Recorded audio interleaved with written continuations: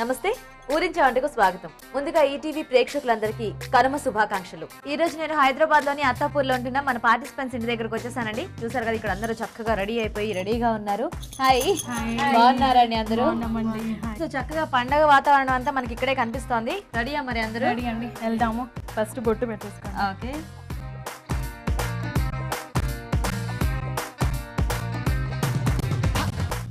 Oh thank you so much. Okay, మరి చక్కగా తాంబూలం కూడా ఇచ్చేసారండి. మరి వెళ్ళి వాళ్ళ ఊరించి మాట్లాడండి, చూద్దామా?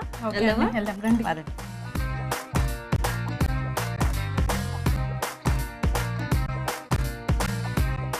ఓకే, మరి చూసారు కదండి, చక్కగా నాకు వీళ్ళందరూ వెల్కమ్ చెప్పేశారు. మరి ఇక్కడ అందరూ రెడీగా ఉన్నారు. ఇప్పుడు వీళ్ళందరినీ మీకు పరిచయం చేస్తాను. సో ఇప్పుడు మన పార్టిసిపెంట్ రాధిక గారు. ఓకే, సో ఎవరు వచ్చారు మీకు సపోర్టర్ గా? సునీత, మా కజిన్ అండి. ఓకే, సునీత గారు ఒకసారి మళ్ళీ హాయ్ చెప్పరా? ఓకే, సో తిను మన ఇంకో పార్టిసిపెంట్ స్వాతి గారు అండి. స్వాతి హాయ్ చెప్పండి ఒకసారి. ఓకే, ఎవరు వచ్చారు మీకు సపోర్టర్ గా? నైబరా స్వప్న గారు, మీరు కూడా హాయ్ చెప్పండి ఒకసారి. ఓకే, సో మొత్తానికి అందరి పరిచయాలు అయిపోయాయి కదండి. సో ఇవాళ మెయిన్ ఇంగ్రీడియంట్ కూడా రెడీగా ఉంది. మరి చూద్దాం ఈ రోజు ఏంటో. ఓకే, ఓకేనా? సో బాగా వంటలు చేస్తుంటారా? చేస్తుంటాం. పండగలకి బాగా స్పెషల్ ఐటమ్స్ చేస్తుంటారా? చేస్తుంటామండి. సో ఈ రోజు కూడా మరి కనుమ కాబట్టి చక్కగా నేను తెచ్చిన మెయిన్ ఇంగ్రీడియంట్ తో మంచి స్పెషల్ ఐటమ్స్ చేయాలన్నమాట. ఓకే, చేస్తాం. Okay okay.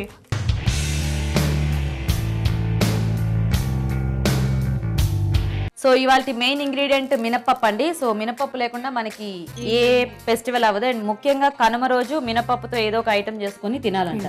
సో కాబట్టి ఈ రోజు నేను కూడా మినపప్పు తీసుకొచ్చాను. సో మరి మినపప్పుతో మీరు ఏం చేస్తారో డిసైడ్ అయ్యి నాకు చెప్తే స్టార్ట్ చేసేద్దాం. ఓకేనా? సో చక్కగా మీ సపోర్టర్స్ సలహాలు కూడా తీసుకోండి. వాళ్ళు ఏం చెప్తారో వినండి. ఫైనల్ గా నాకు మీరు ఏం చేస్తారో చెప్పండి. ఓకే, కానివ్వండి.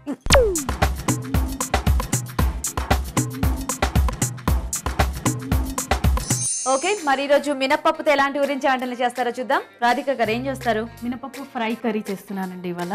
మినపప్పు ఫ్రై కర్రీ? అవునండి, మినపప్పుతో కర్రీ. మినపప్పు యాక్చువల్ గా పిల్లలకు మంచిది. అవును, బ్యాక్ బోన్ కి చాలా మంచిది. మెయిన్ బోన్స్ కి మంచిది. బోన్స్ మంచిది. అందులో ఇంకా క్యారెట్, కోకోనట్ తురుము. కానీ మినపప్పుతో ఫ్రై కర్రీయా?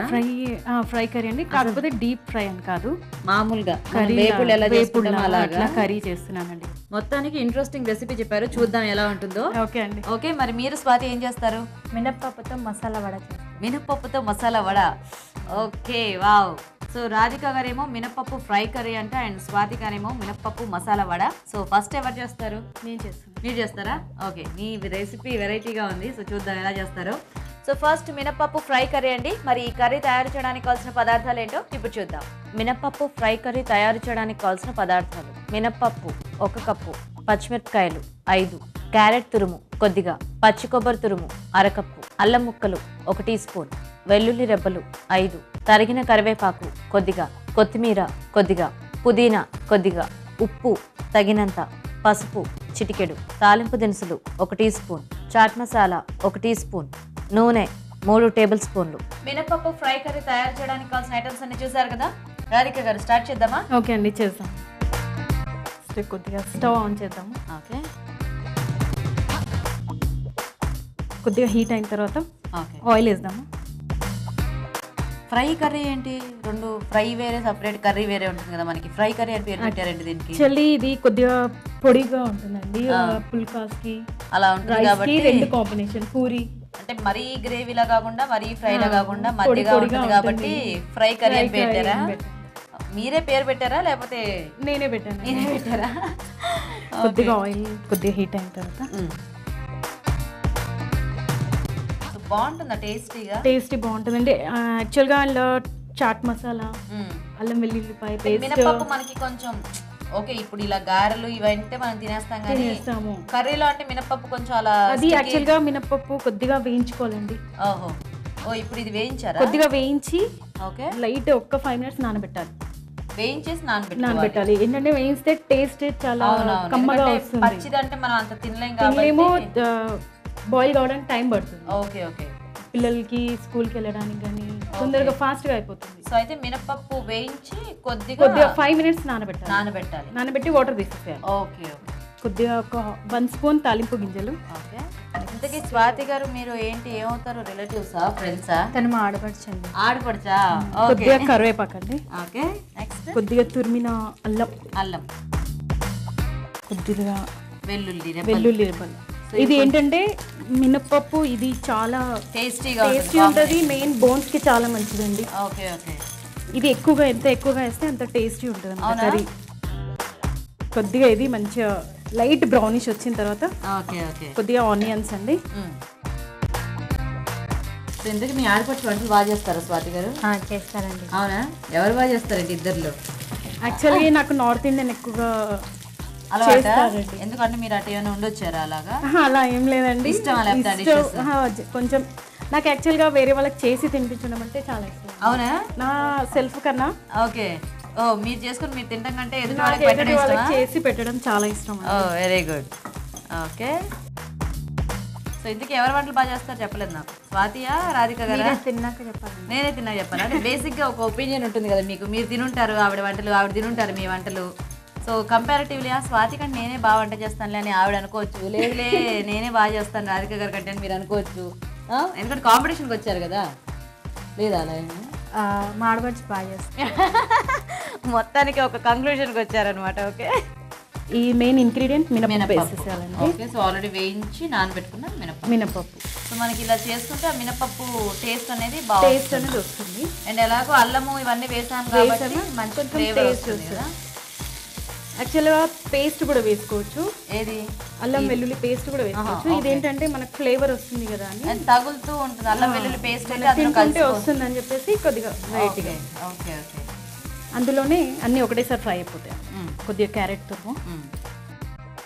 ఈ ఫ్రై ఎప్పుడైనా చేసి పెట్టారా స్వాతి మీకు? ఇదే ఫస్ట్ టైం మీరు కూడా టేస్ట్ చుట్టా? అవును. అంటే కొంచెం డిఫరెంట్ ఉండాలి కదండి. స్పెషల్ గా చూసారా, మా కోసం హైడ్ చేశారనమాట దీన్ని. పసుపు కూడా వేసేసారా? పసుపు. ఓకే. నెక్స్ట్ కొబ్బరి. ఇష్టం ఉంటే కొద్దిగా ఎక్కువ కూడా వేసుకోవచ్చు, ఎందుకంటే ఇలా ఫ్రై కర్రీస్ లో మనకి కొబ్బరి ఉంటే టేస్ట్ బాగుంటుంది. మెయిన్ మనము ఆనియన్స్, ఈ గార్లిక్ ఎంత వేసుకుంటే అంత టేస్టీ వస్తుంది. Okay okay. అల్లం, ఓకే, పచ్చిమిర్చి అండి, కొద్దిగా లైట్గా పుదీనా అండి ఫ్లేవర్ కోసమా, కొద్దిగా టేస్టీ ఉంటుంది. కొద్దిగా కరివేపాకు, నెక్స్ట్ కొత్తిమీర అండి. సో ఇప్పుడు అంటే కారపొడి వేసుకోకూడదా ఇందులో? లేదండి, పచ్చిమిర్చి వేసాం కదా, కారపొడి అవసరం లేదు. అంటే జనరల్ గా మామూలుగా అయితే మనం అది ఏంటంటే రెడ్డిష్ అవుతుంది కదా, ఇట్లా ఇది ఈ కలర్ లో కావాలంటే కలర్ కోసం మనకు రెడ్డిష్ గా కావాలంటే కారపొడి వేసుకోవచ్చు పైనుంచి. Okay okay. సో సరిపోతుందా? ఇలాగా సరిపోతుందండి. లాస్ట్ వచ్చేసి సాల్ట్ అండి. సాల్ట్ లేకుంటే మన టేస్ట్ అస్సలు దిగదు, మనకు దిగదు. అది కొంచెం వేసుకున్నా ఎక్కువ వేసుకున్నా కొద్దిగా అయితే ఉండాల్సిందే. జస్ట్ లైట్గా.